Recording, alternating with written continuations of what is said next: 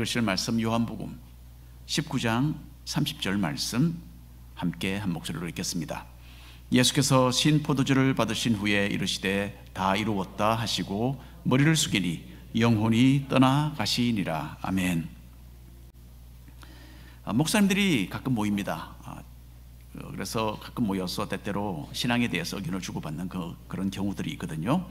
한 번은 어느 미국 목사님들이 모여서 토론을 했는데 그 주제는 예수님이 십자가를 지신 날이 더 중요한가, 아니면 3일 후에 다시 살아나신, 부활하신 그 날이 더 중요한가, 여기에 대한 이야기였습니다. 서로 돌아가면서 의견을 말했는데 어느 목사님이 말하기를, 나는 개인적으로 주님이 돌아가신 날을 더 중요시할 수밖에 없는 아주 더 개인적인 특별한 이유가 있다라고 말을 했다고 합니다. 이 목사님은 젊은 시절에 한국전쟁에 참전을 했습니다. 특공대의 일원으로서 동료들과 함께 낙하산을 타고 북한 어느 깊은 지역에 내렸고요, 임무를 수행하고 돌아오는 길이었어요. 그런데 자신의 실수로 이 목사님은 동료들에게서 뒤떨어져서 길을 잃게 되었어요. 그리고 갑자기 북한군의 공격을 받게 되었습니다. 그래서 어느 작은 바위 뒤에 앉아서 몸을 피하고 간신히 숨은 상태에서 꼼짝을 하지 못하고 있었는데, 수많은 총알이 그 바위 위에 빗발같이 쏟아져 내렸고, 이제 나는 틀림없이 죽었다라는 생각을 했다고 합니다. 자, 바로 그때에 이 목사님의 팀이 돌아와서 음호 사격을 해주었고, 그 목사님은 그 바위 뒤에서 빠져나와서 팀과 다시 합류할 수 있었다고 합니다. 그런데 그 다음 순간에는 6명의 동료들이 북한군의 총알에 맞아 쓰러져 죽었다고 해요. 어리석은 자신의 실수로 낙오되었는데 자신을 구해주기 위해서 친형제보다도 더 가까운 동료들이 죽었다라는 그 사실을 자기는 결코 잊지 못한다라고 말을 했습니다.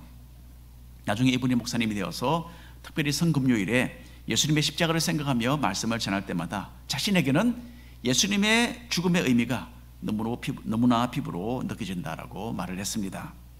죄와 실수로 인해서 영적으로 죽을 수밖에 없었던 자신을 위해서 예수님께서 찾아오셔서 자기 대신 죽어주셨다라는 것, 이것은 자신이 매년 감격하고 특별히 감사드린다라고 동료 목사님들에게 간증을 했다고 합니다.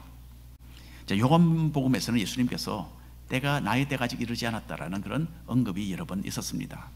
이제 요한복음 19장에 와서 드디어 그 때가 이르렀고, 예수님은 세상 사람들을 구하기 위해서 대신 십자가 위에 달려 돌아가게 되셨습니다.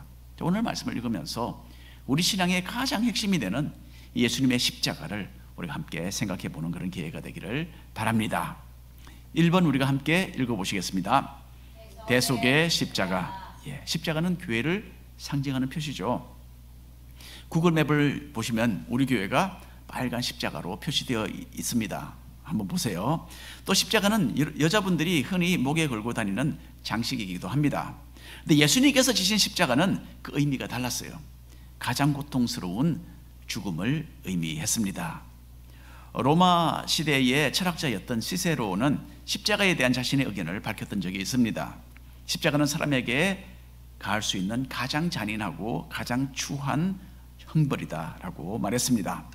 십자가는 사형수들을 매달아 죽이는 형틀이었어요. 너무나 고통스럽고 비인간적인 처형 방법이었기 때문에 사형수들이 로마 시민인 경우에는 황제의 특별한 명령이 없이는 이렇게 십자가에 매달아 죽이는 일은 없었습니다. 사형당하는 죄수는 먼저 채찍을 맞았어요. 채찍줄의 끝에는 쇠 조각이 달려 있어서 한 번씩 휘두를 때마다 살점이 뚝뚝 떨어져 나가는 그런 채찍질이었습니다. 그 후에 죄수는 벌거벗은 몸으로 십자가의 수평 부분이 되는 약 한 100파운드 되는 나무 기둥을 짊어지고 도시의 한 중앙선을 도시 한 중앙에 있는 그 거리를 걸어가야만 했다고 합니다. 죄수에게는 수치심을 주기 위함이었고, 또 구경하는 사람들에게는 범죄의 심각성을 보여주고 형벌의 두려움을 느끼도록 해주었다고 합니다. 도시 외곽 지역에 그렇게 해서 도착을 하면 군인들은 죄수가 짊어지고 온 그 나무 기둥에 먼저 죄수의 양손을 못 박았다고 합니다. 그리고 죄수와 함께 그 나무 기둥을 줄로 매달아 올려서 이미 세워져 있는 십자가의 수직적인 나무 기둥에 부착을 시켰다고 해요. 그리고 그 후에는 죄수의 양발을 대못으로 뚫어서 나무에 못 박았습니다. 어떤 경우에는 밧줄로 손발을 묶기도 했는데 예수님의 경우에는 대못이 사용되었습니다. 사형수는 이렇게 심한 고통 가운데 매달려 있다가 죽는데요, 결국은 질식을 해서 죽게 된다고 합니다. 매달려서 자신의 손과 발로 몸을 지탱할 수 있는 동안에는 숨을 쉴 수 있는데, 그런데 나중에는 힘이 빠져서 그렇게 할 수 없고, 그래서 그렇게 천천히 고통스럽게 죽어갔다고 해요. 보통 한 며칠이 걸리기도 한다고 합니다. 십자가에 매달리는 것은 가장 모욕적이고 처참한 형벌이었어요. 죄인을 발가벗겨서 높이 매달았기 때문에 그 수치심 이루 말할 수 없었겠죠. 또 매달려서 장시간을 보내는 동안에 기진맥진해서 더 이상 참지 못하고 몸에서 오물이 흘러나와도 스스로를 어떻게 할 수 없는 그런 참 비참한 모습이었습니다. 인간으로서 가장 비참한 일이 바로 십자가에 달리는 것이었다라고 시세로가 그렇게 말을 했습니다. 그래서 오늘 우리가 요한복음 19장에 있는 내용을 읽어보겠습니다. 17절 18절 말씀 함께 읽겠습니다. 그들이 예수를 맡음에 예수께서 자기의 십자가를 지시고 해골 히브리 말로 골고다라 하는 곳에 나가시니 그들이 거기서 예수를 십자가에 못 박을새 다른 두 사람도 그와 함께 좌우편에 못 박으니 예수는 가운데 있더라. 여기에 골고다라는 지명 이름이 나오죠. 유대인들이 사용하는 히브리 언어로 해골이라는 뜻입니다. 골고다. 그리고 여러분 갈보리라는 말 많이 들어보시죠. 갈보리. 이 말도 역시 똑같은 말인데 로마 사람들이 사용하는 라틴어로서 그 뜻도 역시 해골이라는 뜻입니다. 그래서 골고다, 갈보리 똑같은 뜻입니다. 예루살렘 도시 바깥 부분에 언덕 형태가 해골처럼 생긴 곳이 있었다고 해요. 그래서 여기서 죄수들이 처형이 되었고, 그리고 골고다라는 이름이 그래서 더 의미심장하게 느껴졌을 것이다 라고 학자들은 설명합니다. 예수님이 해골이라는 뜻이 있는 이 골고다로 끌려갔었을 때에는 이미 말할 수 없는 고난을 겪으신 후였어요. 채찍질로 인해서 예수님의 온몸은 피투성이었습니다. 그리고 겨우 사람의 형태를 유지하셨을 뿐이었어요. 예수님은 육신이 다 찢어지고 기진하셔서 그 100파운드 정도 무게가 되는 이 굵은 나무 기둥을 도무지 짊어지고 가실 수가 없었습니다. 그래서 로마 군인들은 길을 지나가던, 그래서 구경하고 있던 시몬이라는 사람을 붙잡아서 억지로 이 형태를 대신 지고 갔다라고 마가복음에서 기록을 합니다. 마가복음 15장에 있는 말씀 한 목소리로 읽어보겠습니다. 마침 알렉산더와 루포의 아버지인 구레네 사람 시몬이 시골로부터 와서 지나가는데 그들이 그를 억지로 같이 가게 하여 예수의 십자가를 지우고 갔다라고 합니다. 자, 특이한 점은 이 사람에 대한 신분이, 그 내용이 다 성경 기록에 아주 상세하게 남아있다는 겁니다. 하다못해 아들들의 이름까지 여기에 기록이 되어 있어요. 그냥 지나가던 사람이었는데 이 사람의 이름은 시몬이었고 유대인이었고 출생지는 구레네였다. 구레네는 아프리카에 있는 도시입니다.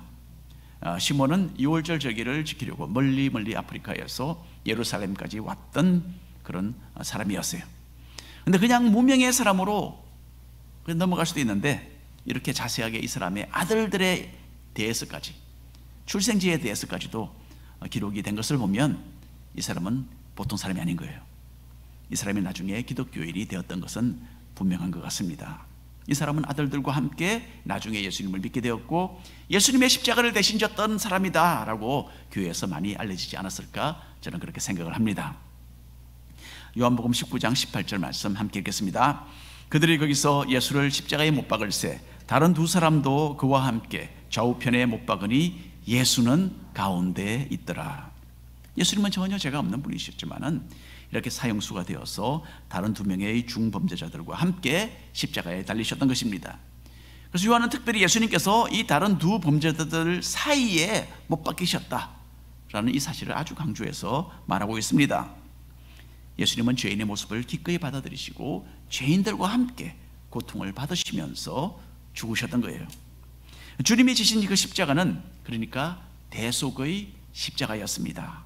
인간의 죄를 자신이 대신 짊어지고 형벌을 받으신 것이었어요. 성경 다른 곳에서는 그 두 죄수 중에 한 사람은 십자가에 매달려 있다가 그때 예수님을 믿고 구원을 받았다라고 그렇게 소개가 됩니다. 주님은 죄인인 우리의 모습을 가지고 돌아가셨고 그 십자가는 우리 죄인들을 구원하는 방편이 되었던 것입니다.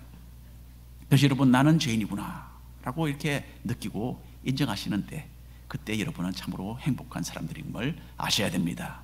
예수님은 의인을 부르지 않으시고 죄인을 부르러 왔다라고 그렇게 말씀하셨어요. 십자가에서 우리 죽을 죄인의 모습을 취하시고 대신 죽어주심으로써 우리가 그 영원한 하나님의 형벌을 받지 않도록 구원해 주신 그 주님께 오늘도 우리는 감사와 찬양을 드리고 있습니다. 2번 함께 읽어보겠습니다. 십자가에 달린 왕. 로마인들은 사형수가 십자가에 왜 그렇게 달리게 되었는지를 글로 써서 십자가에 달아두었다고 해요. 그래서 지나가는 사람들, 또 구경하는 사람들이 읽을 수 있도록 했습니다. 빌라도는 나무판에다가 예수님의 죄명을 유대인의 왕이라고 밝혀서 적었어요. 그 내용 읽어보겠습니다. 19절부터 22절까지 말씀 한 절씩 나눠서 읽겠습니다. 빌라도가 패를 써서 십자가 위에 붙이니 나사렛 예수 유대인의 왕이라 기록되었더라. 못 박히신 곳이 성에서 가까운 고로 많은 유대인이 이 패를 읽는데 히브리와 로마와 헬라 말로 기록되었더라. 유대인의 대제사장들이 빌라도에게 이르되 유대인의 왕이라 쓰지 말고 자칭 유대인의 왕이라 쓰라 하니 빌라도가 대답하되 내가 쓸 것을 썼다 하니라. 감사합니다. 예수님을 이렇게 죽음으로 몰아붙였던 대제사장들은 빌라도가 쓴 이 죄명에 문제를 삼습니다. 자신을 왕이라고 스스로 자칭했다라고 그렇게 쓰면 좋겠다, 그렇게 빌라도에게 요구를 했어요. 왜냐하면 빌라도가 쓴 글은 대제사장들과 유대인들이 자기들의 왕으로 오신 예수님을 받아들이지 않고 오히려 잡아 죽였다라는 그런 정죄감을 주는 문구였기 때문입니다. 그런데 빌라도는 이제 더 이상 대제사장들의 요구를 들어줄 마음이 없었어요. 빌라도는 정치적인 타협을 내서 그들이 원하던 대로 예수님을 십자가에 매달도록 해주었습니다.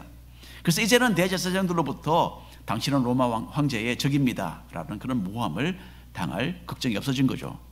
그래서 시기심으로 예수님을 십자가에 매달기 원했던 그들의 위선을 폭로하면서 그래, 이 사람이 바로 너희들의 왕이다 라는 이런 비웃는 표현을 글로 적었던 것입니다.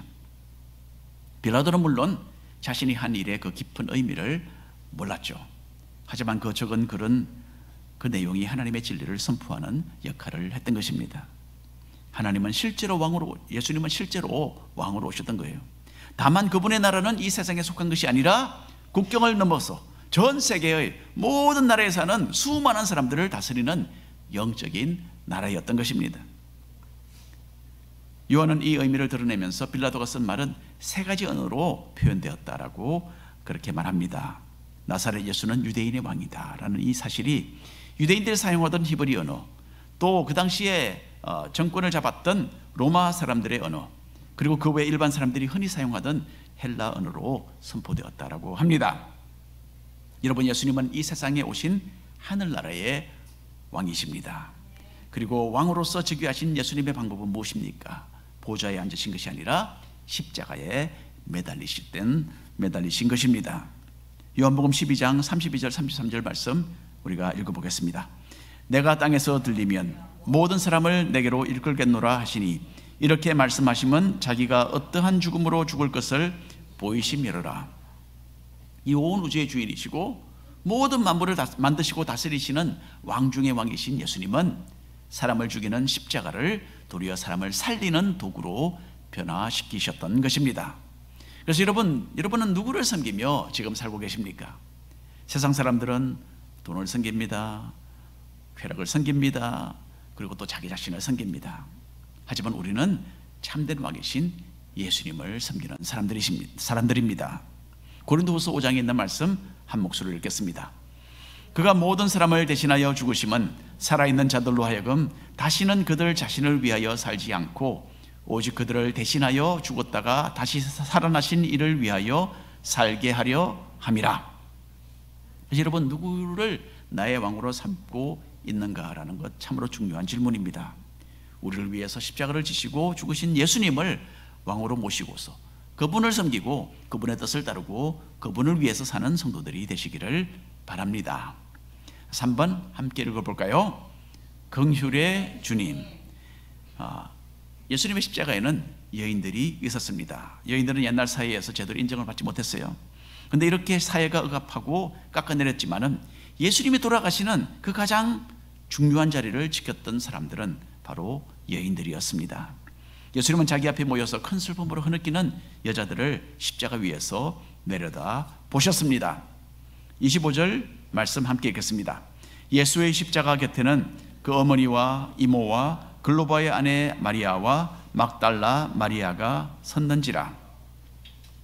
여기에는 최소한 4명의 여자들이 있었습니다. 특별히 막달라 마리아는 누굽니까? 한때 7악령에 사로잡혀서 고생했던 여인이죠. 하지만 예수님을 만나서 악한 영의 그 묶임에서 노임을 받고 그 후로는 예수님을 따르는 제자가 되었습니다. 막달라 마리아는 다른 여인들과 함께 예수님과 제자들의 수종을 들었고요, 물질로서 사역을 도왔던 참으로 충성스러운 여자였습니다. 많은 위험과 조롱 속에 십자가에 달리신 예수님을 가까이 하는 그런 일을 했고요, 무덤에 장사 지내드리는 일을 도왔습니다. 그리고 나중에는 그 충성심 때문에, 그 사랑 때문에 예수님의 부활을 가장 먼저 목격하는 이 기쁨도 막달라 마리아가 누리게 됩니다. 예수님에게는 죽기까지 따르겠다라고 장담했던 11명의 남자 제자들이 있었어요. 하지만 그 중에 예수님의 사랑하시던 제자 요한 단 한 사람만 예수님의 십자가 곁을 지켰던 것입니다. 일반적으로 우리 남자들 좀 반성해야 한다고 생각합니다. 예. 우리 교회 어느 몇 부 예배든지 항상 여자분들이 남자들보다 갑절입니다. 예. 그래서 남자분들 좀 반성하시고, 그리고 특별히 아까 제가 시니어 목장 이야기를 했는데 시니어 목장은 남자들은 완전히 다 전멸입니다. 다 여자들만 오십니다. 예, 이러면 안 되죠, 그렇죠? 예, 이런 이 남자들의 참 영적으로 무딘 이런 우리 자신들의 모습을 좀 반성해 보시고 더 적극적으로, 더 열심으로 주님 사랑하는 그런 기회들을 찾아보시기를 바랍니다. 자, 주님이 나중에 무엇보다도요, 내가 얼마나 나를 사랑했느냐라고 우리에게 물어보실 거예요. 예수님을 향한 여자분들의 사랑과 믿음에 뒤지지 않도록 우리 남자분들 우리가 분발하시기 바랍니다. 주님을 향한 사랑과 헌신의 표현이 교회와 가정과 또 일터에서 풍성한 열매로 나타나게 되기를 간절히 바랍니다. 예수님의 십자가 앞에 예수님의 어머니 마리아도 여기에 함께 있었어요. 자신이 낳은 아들이, 한번 생각해 보십시오, 아무런 죄도 없이 이 참혹한 십자가의 죽음을 당하는 것을 보던 어머니 마리아, 얼마나 가슴이 터질 듯이 아팠겠습니까? 어머니이기 때문에 가능만 했다면 자기가 대신 그 십자가 위에 달렸을 것입니다. 아들의 그 고통을 자신의 고통으로 직접 느끼면서 슬퍼하는 어머니에게 예수님은 말씀하십니다. 26절 27절 말씀 함께 읽겠습니다. 예수께서 자기의 어머니와 사랑하시는 제자가 곁에 서 있는 것을 보시고 자기 어머니께 말씀하시되 여자여 보소서 아들이니이다 하시고 또 그 제자에게 이르시되 보라 내 어머니라 하신대 그때부터 그 제자가 자기 집에 모시니라. 여자여 하는 이 말은요, 한국말에는 참 통명한 표현이죠. 우리는 아마 한 번도 이때까지 살면서 누구에게 여자여라고 그렇게 부른 적이 없을 것입니다. 그렇게 우리는 부르지 않습니다. 하지만 예수님 당시에 유대인들이 사용하던 말에는 이것은 그리 어떤 강력한 어떤 통명한 그런 표현이 아니었어요. 또 예수님은 다른 때에도 여러 차례 이런 표현을 자연스럽게 사용하셨습니다. 예수님께서 마리아를 그런데 어머니로 부르지 않고 여자여라고 부르신 것에는 큰 의미가 있다고 생각합니다. 예수님은 사역을 시작하시는 때에 갈릴리 가나에서 열렸던 혼인잔치에서 최초로 어머니 마리아를 여자여라고 부르셨던 적이 있었죠. 예. 아마 예수님은 어려서부터 자라면서 계속 어머니께 여자여 하진 않았을 거 아닙니까? 그렇죠? 어머니라고 하셨겠죠. 그런데 이렇게 사역을 시작하시면서 어머니를 여자여라고 부르셨어요. 그리고 주님은 어머니에게 그때 뭐라고 했습니까? 나의 때가 아직 이르지 않았습니다 라고 그렇게 말씀을 하셨어요. 자, 이제 십자가 위에 달리셔서 예수님은 다시 어머니를 여자여라고 부르셨어요. 예수님이 말씀하시던 그 때라는 것, 그것은 바로 이 십자가로서 온 세상을 구원하시는 이 때를 의미했습니다. 예수님은 마리아의 아들로서가 아니라 하나님의 아들로서 세상을 구원하시는 일을 하고 계심을 보여주고 계셨던 것입니다. 그래서 조금 더 공적으로 어머니에게 여자여라고 부르셨다고 생각을 합니다. 하지만 예수님은 또한 완전한 인간이셨어요. 그래서 어머니 마리아의 고통을 아주 깊이 이해하셨습니다. 아마도 마리아는 이때에 40대 후반, 어쩌면 50대 초반의 여인이었을 것입니다. 요즘은 우리들이 다 좀 나이가 들어도 건강을 잘 유지하고 오랫동안 삽니다. 하지만 그 당시로서는 늙은 편에 드는 그런 나이였어요. 여자로서 일을 해서 스스로 홀로 생활하기는 어려운 그런 형편이었어요. 인간적으로는 예수님이 맏아들 아닙니까? 마리아의. 예수님의 보호와 도움을 받아야 할 마리아를 예수님은 이제 떠나야만 하는 그런 상황이셨던 것입니다. 그래서 주님은 자신이 사랑하셨던 충성스러운 제자 요한에게 어머니 마리아를 지금 맡기십니다. 마리아에게는 요한을 가리키면서 당신의 아들입니다 라고 말씀하셨고, 또 요한에게는 마리아를 가리키면서 내 어머니다 라고 그렇게 말씀하셨어요. 그리고 예수님의 그 말씀대로 요한은 그때로부터 마리아를 자기 집에 모시고 봉양했다라고 여기서 기록합니다. 여러분, 우리를 향한 예수님의 가장 중요한 관심은, 가장 중대한 관심은 무엇입니까? 영적인 부분임에 틀림없습니다. 하지만 주님은 인간의 육체적인, 또 육신적인 우리의 필요를 결코 외면하지 않으신다는 거예요. 우리의 형편을 잘 헤아리시고 육신의 필요도 또한 채워주십니다. 이런 주님께 가까이 나아가면서 우리의 상황을 놓고 간절히 기도하고 간구하는 그런 우리들이 되기를 바랍니다. 왜냐하면요, 주님은 환난 날에 우리를 건지시는 분이시기 때문입니다. 네 번째로 함께 읽겠습니다. 예언의 성취. 군인들은 예수님의 옷을 벗기고 십자가에 못 박은 후에 주님이 입으셨던 옷을 나누어 가졌습니다. 예수님께서 겪으신 이 모든 일들은요, 구약 성경 여러 곳에 이미 기록이 되어 있었어요. 원수들이 하나님의 보내신 메시아의 옷을 나누어 가지고 또 속옷을 차지하게 될 것이다. 그리고 그것을 차지하기 위해서 서로 제비를 뽑을 것이다. 이런 내용들이 구약 성경에 있고 특별히 시편 내용에 있습니다. 그리고 이 모든 예언들이 성취된 거죠. 요한복음 19장 23절 24절 말씀 한 목소리로 읽겠습니다. 군인들이 예수를 십자가에 못 박고 그의 옷을 취하여 네 깃에 나눠 각각 한 깃씩 얻고 속옷도 취하니 이 속옷은 호지 아니하고 위에서부터 통으로 짠 것이라. 군인들이 서로 말하되 이것을 찢지 말고 누가 얻나 제비 뽑자 하니, 이는 성경에 그들이 내 옷을 나누고 내 옷을 제비 뽑나이다 한 것을 응하게 하려 함이르라. 예수님에 대한 예언들이 하나씩 하나씩 그 십자가 위에서 성취되었습니다. 또 예수님은 유월절이 시작되던 그 시간에 십자가 위에서 운명하셨어요. 예수님 당시에 유대인들은 매년 일주일 동안 유월절 절기를 지켰습니다. 어린 양을 잡아서 식구들과 함께 나누어 먹는 이 절기는 너무나 중요해서 먼 타국에 있는 유대인들도 이 시절, 이 기간에 예루살렘에 모여들어서 절기에 참석했던 것입니다. 조금 전에 생각했던 아리마대 사람 요셉도 마찬가지였어요. 유월절은 이때로부터 약 한 1500년 전에 이스라엘 백성들이 애굽 나라에서 종로로 타던 그 상황에서 해방되었던 날을 기념하는 절기였습니다. 그때 하나님은 애굽 전역에 있는 맏아들을 죽이는 그런 재앙을 내리셨는데 이스라엘 백성들에게는 이 재앙을 피할 길을 제시해 주셨던 것입니다. 하나님은 모세에게 명령하시기를 각 가정마다 어린 양을 잡고 그 피는 집 바깥 문에 바르고 그 고기는 구워 먹으면서 애굽을 떠날 준비를 갖추라라고 말씀하셨습니다. 그날 밤에 장자를 죽이는 하나님의 심판의 천사가 유대인들의 이스라엘 사람들의 문에 칠해져 있는 피를 보고는 이스라엘 백성들의 집은 그냥 넘어갔다 해서 유월절이 되었습니다. 자, 예수님은 세상죄를 지고 가는 하나님의 어린 양이시다라고 말했던 세례 요한의 그 선명한 예언도 이루셨어요. 예수님께서 십자가에 달려 돌아가신 날은 유대인들이 유월절 잔치를 위해서 집집마다 어린 양을 잡아서 죽였던 바로 그 날입니다.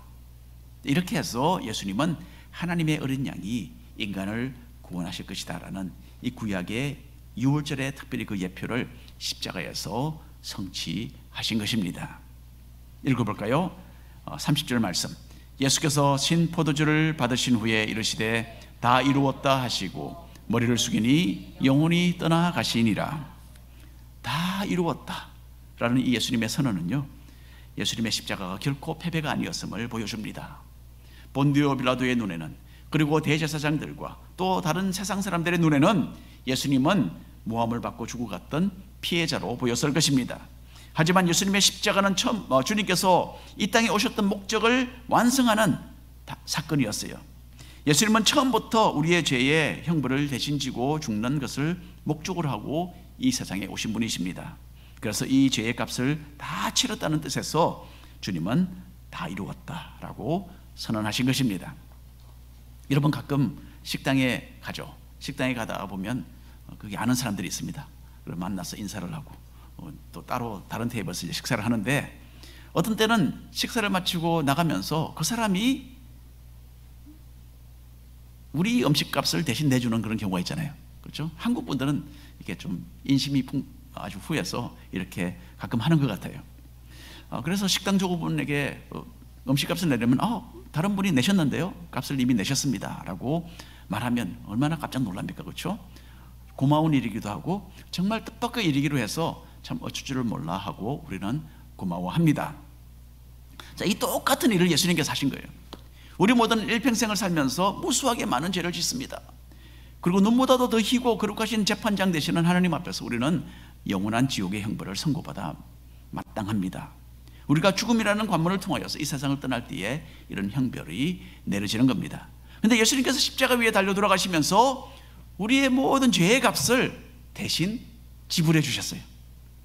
우리가 도무지 해결할 수 없는 그 무수한 죄에 대한 벌금을 주님은 십자가를 통하여 단번에 갚아주신 것입니다. 온 우주의 주인이 되신 그 예수님의 그 값진 생명은 우리뿐만 아니라 이 세상 모든 사람들의 죄의 값을 단번에 지불해 주고도 남을 만큼 그만큼 고귀하고 가치가 있는 생명이셨던 것입니다. 성경에서 죄의 삭은 사망이라 그랬죠. 예수님은 내가 다 이루었다라고 하시면서 인간을 대신해서 죽는 자신의 희생을 통해 사람을 구원하는 일을 완성하셨음을 선언하시고 목숨을 거두신 것입니다. 우리 각자가 지옥에서 고통받으며 영원토록 갚아야 할 그 죄의 값을 주님은 온 우주에서 가장 고귀하신 자신의 생명으로 대신해 주셨습니다. 이것이 바로 우리가 예수님을 사랑하지 않을래야 사랑하지 않을 수 없는 그런 이유입니다. 오늘 결론의 말씀을 드립니다. 어느 날 기독교 선교사들이 인도가 낳은 위대한 스승이라고 불리는 마하트마 간디를 방문했습니다. 그때 간디는 영국 정부를 대항해서 단식 투쟁을 하고 있었는데, 선교사들이 도착을 하니까 그들을 보면서 그럼 당신들 찬송 하나 불러주시오라고 요청을 했다고 합니다. 선교사들이 갑자기 이런 요청을 받으니까 조금 당황했겠죠. 그래서 어떤 찬송을 그러면 듣기를 원하느냐라고 물었어요. 그때 간디는 당신들의 신앙을 가장 깊이 표현하는 그 찬송이 무엇이냐 한번 불러보라고 말했다고 해요. 선교사들은 잠시 의논을 한 후에 온 마음을 다하여 찬송을 하나 부르기 시작했습니다. 주 달려 죽은 십자가, 우리가 생각할 때에 세상의 욕심과 교만을 헛된 줄 알고 버리네. 우리 찬송가로 147장이죠. 주 달려 죽은 십자가, 예수님의 십자가로 구원 얻은 우리이기 때문에 여러분, 이 찬송이 온 세상을 향한 우리 모두의 간증이 되어야 합니다. 오늘 우리 믿는 사람들이 가장 중요하게 여기는 예수님의 십자가에 대하여 우리가 읽어보았습니다. 우리는 예수님께서 자신의 생명을 내려놓으시고 다 이루셨던 그 구원의 은혜를 온 마음으로 믿고 받아들이며 감사드립니다. 주님께서 십자가로 보여주신 하나님의 사랑을 더 깊이 느끼면서 이제는 우리를 위해 죽으신 그 주님을 위해 사시는 우리 모든 성도님들 되시기를 바랍니다. 기도하겠습니다.